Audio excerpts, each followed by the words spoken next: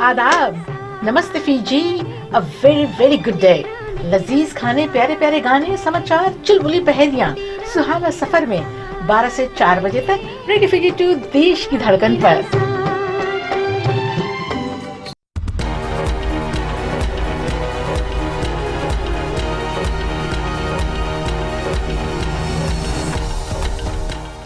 Ni sambulo binaka sa ikuango na non di vakaleleka ni tuktuku.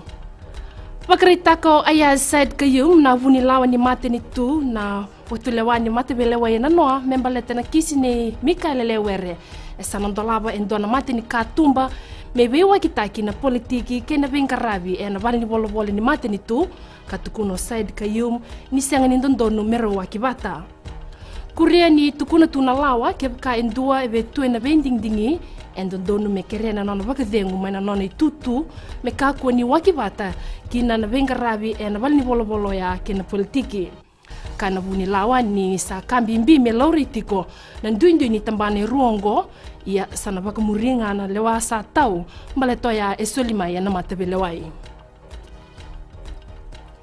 e kreira na be matin tu lelebu o borengke mbani marama na liu ni nonda mateni tu mera se matira kina so na mateni tu era sasanga sartiko vaka ukoa ena kena lourai ne wali ni lenga i kautamai na bebe sau ni raki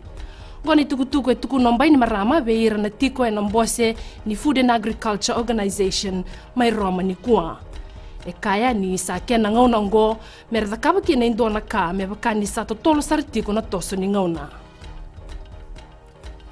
en ngandrebi na nomuni bakatutu na leni vanua membaleta na ndingi taki ni do berto na rusanga bugul katolu na kwila sa bakatutu tagitiko kina komiti ni mateni tu ia na nomuni bakatutu mena bakau na itukutuku na telefoni bekau yaki sena text message email kena bakanga taki ni social media me bakana Facebook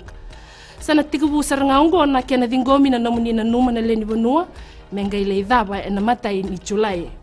Wakaritako ay said kayo ni ngandrebi me tauri ni wasilebu ndundua ni nomuni na numa na leni vanua membaleta na nonda kwila wo bakatutu ndingitaki nga imbiu tatali kina palimendi me leilabi linga taki me be irna leni mbose lawa ni berni nga ibakarewa taki na nonda kwila wo ni katini ni Oktoba ni mbaki ngo kamaru taki bata na bakana numi ni mbaki basanga bulkalima inona satu bakai kwa na nonda vanua kinang gito, pinakata na timi ni Rakabi ni Jax Nandi, mena bakandai takatiko na nonay tutu na sota ni Skipa Cup, na nonay tubag raw sotango kina tim ni Northland na madhaongo.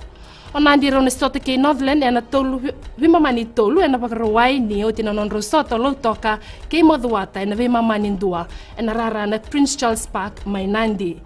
Na sota lang gito, kana bakadori talanga na bakaraway, Unai tasiri na dalindi kay na mosi na ratu takang baupak, tabu na sot kay nanronga na Gavi Park, subar na darumbi kay Ovalaw na ANZ Stadium, tailebo na ngole sombu ki Theodore Park, meron na sota kay Batukola. Tabikir ni vakaleleka ni nonday tukutuku, ni temo at takumanda.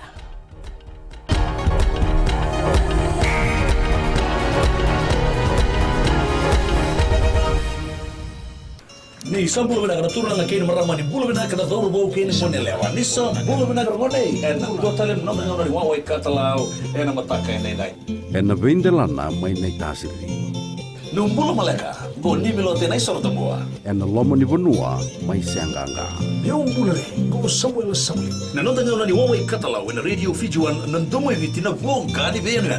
mai no kini diwa en be mataka moni tiki na pagruka ni kai namaka